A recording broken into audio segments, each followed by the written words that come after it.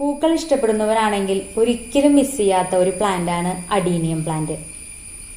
പലതരത്തിലും നിറത്തിലും ഡിസൈനിലുള്ള പലതരം അഡീനിയം പ്ലാന്റ് നമുക്ക് ഇന്ന് ഓൺലൈനിൽ വാങ്ങാനായിട്ട് കിട്ടും. അങ്ങനെ ഞാൻ ഓൺലൈനിൽ വാങ്ങിയ അഡീനിയം പ്ലാന്റ് ആണത്. ഗ്രാഫ്റ്റിംഗ് അഡീനിയാണ്.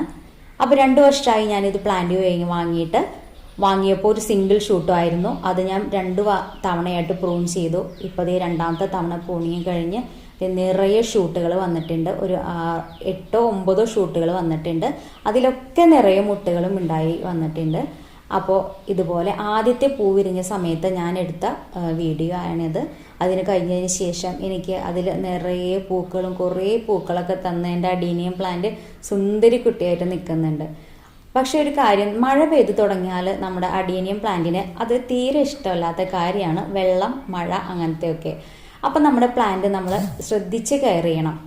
മഴ കിട്ടാത്ത ഒരു സ്ഥലത്തേക്ക് ഒതുക്കി മാറ്റി വെച്ച് നമ്മൾ നല്ലവണ്ണം ശ്രദ്ധിക്കുകയാണെങ്കിൽ നമ്മുടെ പ്ലാന്റ് നമുക്ക് കുറേ നാൾ നിൽക്കും.